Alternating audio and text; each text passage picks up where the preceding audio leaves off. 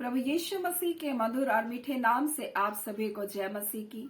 आज परमेश्वर के वचन में आप सभी का स्वागत है। परमेश्वर पिता आज अपने वचनों के द्वारा आप सबको बहुत ऐसी आशीष को दे। पिता परमेश्वर आज अपने वचनों के द्वारा आपसे बोले और बातचीत करे। लूका 15 अध्याय को हम जब पढ़ते हैं तो यहाँ पर खोई हुई भेड़ों का दृष्टांत है, फिर यहाँ खोए हुए सिक्के का दृष्टांत है और फिर उड़ाऊ पुत्र का दृष्टांत है। और यीशु मसीह इन दृष्टांत के द्वारा हमें कुछ बातों को बता रहा है जो हमारे लिए अत्यंत महत्वपूर्ण है। और परमेश्वर आज अपने वचन के द्वारा अपने प्रिय लोगों से कुछ बातों को कहना चाहता है। और यहाँ पर जब यीशु मसीह चुंगी लेने वाले और पापियों के साथ भोजन को कर रहा है तो फरीसी और शास्त्री यीशु के ऊपर कुड़कुड़ा रहे हैं और इस प्रकार से कुड़कुड़ा रहे हैं कि या तो पापियों से मिलता है और उसके साथ खाता भी है। तब यीशु मसीह इस दृष्टांत को कह रहा है, तुम में से ऐसा कौन है जिसकी 100 भेड़ें हों और उनमें से बोलता एक खो जाए तो 99 को जंगल में छोड़कर उस खोए हुए को जब तक मिल ना जाए खोजता ना रहे, और जब मिल जाती है तो बड़े आनंद के साथ उसे कंधे पर उठाकर अपने घर में आकर मित्रों पड़ोसियों को इकट्ठा करके कहता मेरे साथ आनंद मनाओ। और उसी प्रकार से यहाँ लिखा है, या ऐसी स्त्री बोलता है ऐसी कौन सी स्त्री होगी जिसके 10 सिक्के हों और उनमें से एक खो जाए। और लिखा है कि जब एक खो जाए तो वह दिया जलाकर और घर झाड़ बुहार कर जब तक न मिल जाए लगातार खोजती रहती है। और यहाँ यीशु मसीह कुछ बातों को हमें बताना चाहता है। और यहाँ पर फरीसी और शास्त्री कुड़कुड़ा रहे हैं और ये पापी और ये चुंगी लेने वाले यीशु के पास क्यों कर आ रहे, क्यों कर इतना हिम्मत है कि यीशु के पास आ रहे? क्योंकि यीशु मसीह उनसे प्रेम करता है। आज इस संसार में परमेश्वर कहता है लोग प्रेम के भूखे और प्यासे हैं। क्या हम मसीह का प्रेम उनके लिए दिखा सकते हैं, या फिर हम फरीसी और शास्त्री के जैसी झूठी धार्मिकता को दिखाने वाले लोग हैं? और यीशु के पास ये पापी ये लोग जो चुंगी लेने वाले लोग हैं यीशु के साथ भोजन करें, क्यों कर? क्योंकि यीशु उन पर प्रेम को प्रकट कर रहा है। और जब बहुत धर्म की बातें लोग करते हैं तब उनके पास लोग आने से डरते हैं और अपने आप को तुच्छ समझने लगते हैं। आज यीशु मसीह एक सवाल को यहाँ पर रख रहा है, तुम में से कौन है जिसकी 100 भेड़ें हैं? और परमेश्वर एक सवाल रख रहा है, तुम में से ऐसा कौन है जिसके 100 भेड़ें और उनमें से एक खो जाए? तो लिखा 99 को जंगल में छोड़कर उस खोए हुए को जब तक ना मिल जाए खोजता रहता है। परमेश्वर एक कलीसिया के अगुओं के लिए ऐसा कह रहा है, एक फरीसी और शास्त्री को ऐसा कह रहा है, क्या तुम जो नाश हो रही है एक आत्मा अगर खो गई है, क्या तुम उसको ढूंढते हो? क्या उसके लिए तुम चिंता करते हो? अगर वो आ जाती है तो क्या तुम उसके लिए आनंद मनाते हो? और आज परमेश्वर एक सवाल को हमारे आगे रख रहा है और अपने वचन के द्वारा कह रहा है, तुम में से कौन है बोल रहा है जिसकी 100 भेड़ें हैं और उनमें से एक खो जाए तो उस 99 को जंगल में छोड़कर उस खोई हुई को जब तक नहीं मिल जाता तब तक वो खोजता रहता। क्या आप ऐसा खोजते? क्या आप इस संसार में जो परमेश्वर की सेवा कर रहे, परमेश्वर के नाम का प्रचार कर रहे, क्या आप उन खोई हुई भेड़ों की आपको चिंता है? क्या कलीसिया जो एक स्त्री का प्रतिरूप है, क्या कलीसिया आज नाश होती आत्माओं के लिए चिंता करती है? और इसलिए तो परमेश्वर का वचन मत्ती 14 उसका 18 में लिखा, तुम्हारा पिता जो स्वर्ग में है उसकी ये इच्छा नहीं कि इन छोटे से छोटों में से कोई एक भी नष्ट हो। यानी तुम्हारा पिता की ये इच्छा है कि कोई एक आत्मा भी नाश ना हो। वो नाश करने के लिए नहीं परंतु वो बचाने के लिए आया। और तुम्हारा पिता जो तुम्हारा स्वर्गीय पिता है जिसने तुमको कहीं ना कहीं क्या क्या नियुक्त किया अपनी सेवा के लिए, और क्या तुम अपने पिता की इच्छा को आज पूरा करे हो? हम और आप के लिए एक आत्मा का कितना महत्व है। और कई बार हम सोचते हैं कि हम अच्छे अच्छे घरों में सिर्फ जाएं, उन्हें प्रचार करें, हम अच्छे लोगों को प्रचार कर रहे हैं। परंतु मैं आज से कहना चाहती हूँ, सड़क के किनारे पड़ा हुआ एक भिखारी भी एक आत्मा है, एक छोटा व्यक्ति भी एक आत्मा है। परमेश्वर नहीं चाहता कि वो नाश हो या परमेश्वर के उस उद्धार की योजना से वो वंचित हो जाए। परमेश्वर चाहता है कि हर एक मनुष्य सत्य को जाने, वो जाने परमेश्वर के उद्धार की योजना को जाने और आजादी को प्राप्त करे। आज वो दुखों में, निराशाओं में, तकलीफों में में, पीड़ाओं में पड़े हुए हैं, आज वो भटके हुए अंधकार में जा रहे अपने जीवन को लेकर, वो शराब में, वो व्यसन में, वो गंदी लतों में पड़े हुए हैं, सड़कों के किनारे में, कहीं गली में, कहीं कूसे में पड़े हैं। आज परमेश्वर कहता है मैं नहीं चाहता कि इन छोटे से छोटों में से एक भी नष्ट हो, और ये परमेश्वर की इच्छा है। और उसी प्रकार से हम देखते हैं यीशु मसीह भी कहता है कि क्योंकि मनुष्य का पुत्र लोगों के प्राणों को नाश करने के लिए नहीं परंतु बचाने के लिए आया। और यीशु मसीह भी नहीं चाहता कि लोग क्या किए जाए, नाश किए जाए, वो बचाने के लिए आया। और यीशु मसीह इन पापी, इन चुंगियों के लिए तरस से भरता था, उनसे प्रेम करता था, उनके लिए भलाई के कार्य को करता था। और मत्ती 9:36 में लिखा, जब यीशु मसीह भीड़ को देखता था तो लोगों को के ऊपर उसको तरस आता था और उनको ऐसे दिखता था क्योंकि वे उन भेड़ों की नाई है जिनका कोई रखवाला नहीं है, और व्याकुल और वे थके हुए। आज यीशु मसीह ऐसे तरस खाता था, और यीशु मसीह ऐसे लोगों को क्या करता है, प्रेम को प्रकट कर रहा था। आज यीशु मसीह पूछ रहा, तुम में से ऐसा कौन है? एक सवाल भी है कि तुम में से ऐसा कौन है जिसके पास 100 भेड़े हों, और लिखा है उनमें से एक खो जाए तो 99 को जंगल में छोड़कर। मेरे प्रियो, जंगल खतरे का जगह है, परंतु उसकी परवाह किए बगैर उस एक के लिए वो क्या करता है, जोखिम उठाता है, और एक को बचाने के लिए 99 को जोखिम में डाल करके वो उसको निकाल लाता है। और ऐसा तो हमारा महान भेड़ों का क्या है, रखवाला है यीशु मसीह। वो इसलिए कहता है वो हमारा अच्छा चरवाहा है। अच्छा चरवाहा अपने भेड़ों के लिए क्या करता है, अपना प्राण को देता है। वो अपने भेड़ को संकट में देकर, अपने भेड़ को तकलीफ में देकर, अपने भेड़ को पापों और बुराई में देकर वो उसको छोड़कर नहीं चलाता। वो नहीं कहता कि नहीं मैं इसको यहीं छोड़ दूं, लेकिन वो जाता है और अपने भेड़ को क्या करता है, छुटकारा करता है। और वही हमारा यीशु मसीह संसार में कर रहा है। और ना सिर्फ वो कर रहा है परंतु वो आज अपने लोगों से इस प्रकार से कह रहा है। इसलिए यहाँ एक स्त्री के बारे में लिखा है,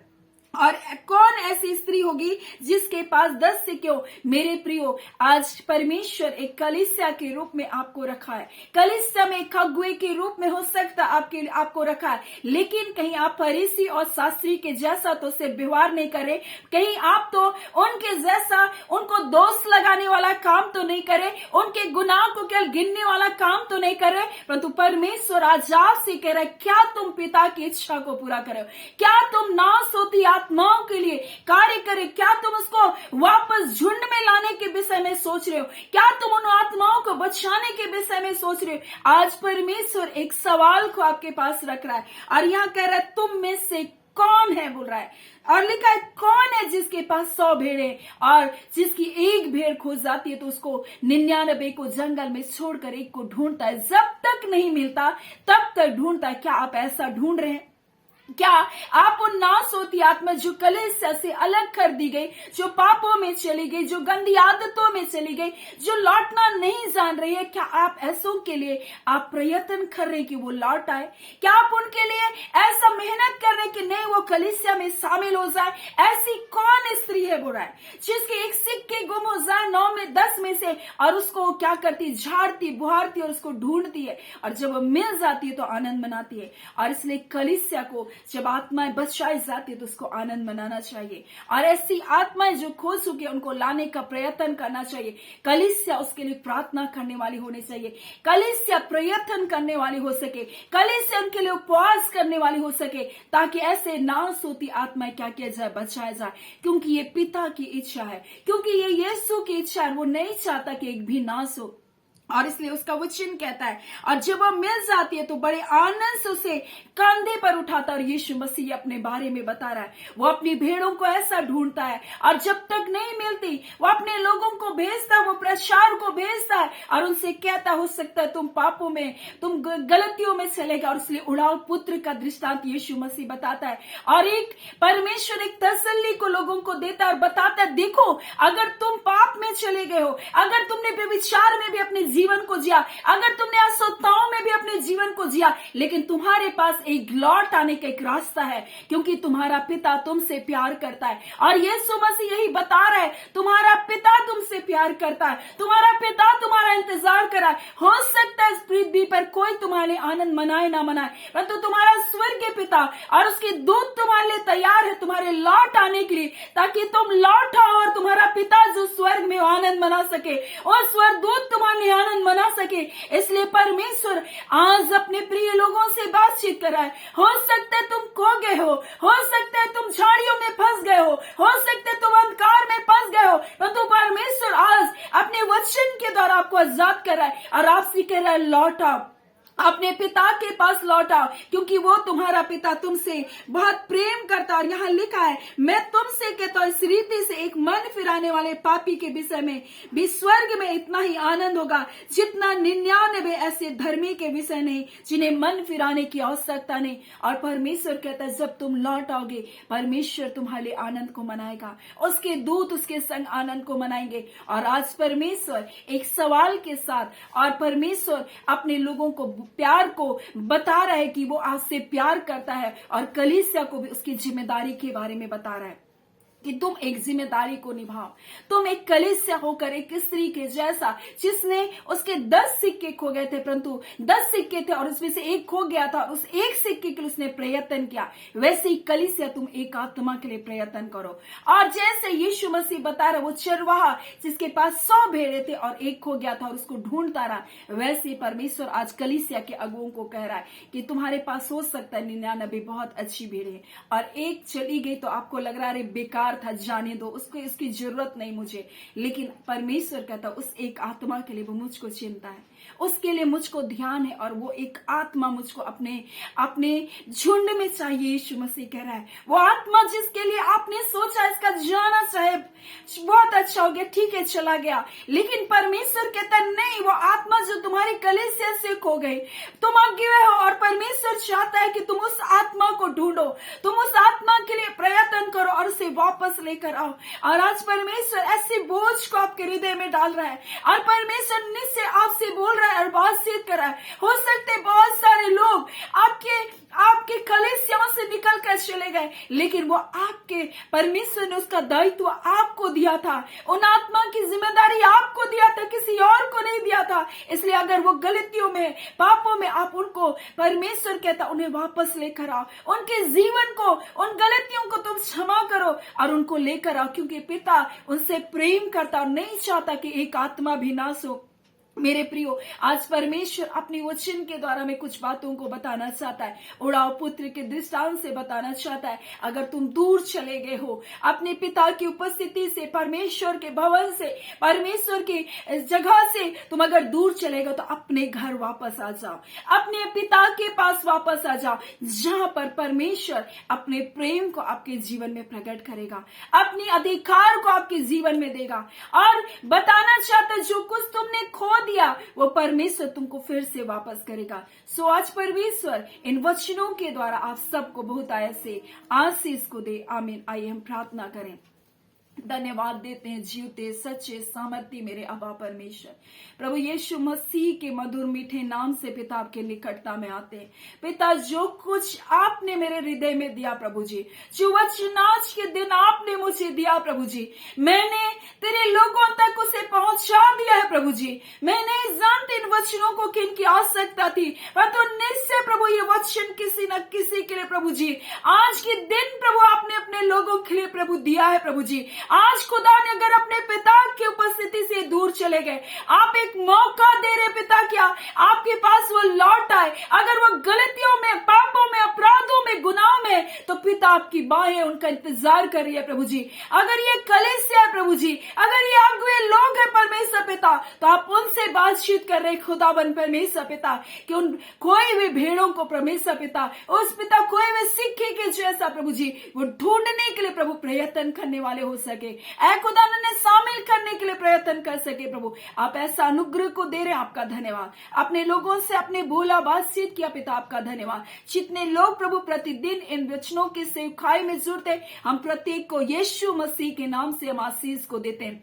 यीशु मसीह आपकी आशीष प्रभु जी, आपका कल्याण पिता परमेश्वर, आपकी सुरक्षा प्रभु जी, आपकी भलाई प्रभु जी, आपका छुटकारा यीशु प्रभु इनके जीवन में बना रहे प्रभु। हर अंधकार की शक्तियां प्रभु, दुष्ट की योजनाएं प्रभु, दुष्ट की चालें प्रभु जी जो इनके खिलाफ, आपके चुनिंदा लोगों के खिलाफ कार्य करती है, हम यीशु के नाम से उसे तोड़ते हैं। रबांदा खाला ओ मेरे पिता, दुष्ट की सारी युक्तियों को तोड़ते हैं ऐसी घड़ी, हम अंधकार की शक्तियां जो आपके लोगों के सोच विचार को बांध कर रखिए, आज हम तोड़ते हैं यीशु के नाम से। खुदावन परमेश्वर पिता, आप इनसे प्रेम करते हैं, आपकी दया, आपका अनुग्रह इनके जीवन पर निरंतर बनाए। पिता, आज के दिन अद्भुत भलाइयों से अपने लोगों को तृप्त करें। हाँ पिता परमेश्वर, आपके अद्भुत आशीष कर्म की जिनको जरूरत है, यीशु मसीह के नाम से वो आशीष कर्म होने पाए। हाँ पिता, आपकी भलाई होने पाए, आपका छुटकारा को आज के दिन ये देखे नहीं पा रहे, आपकी पिता चंगाइयों को आज के दिन यीशु के नाम से देखने जा रहे।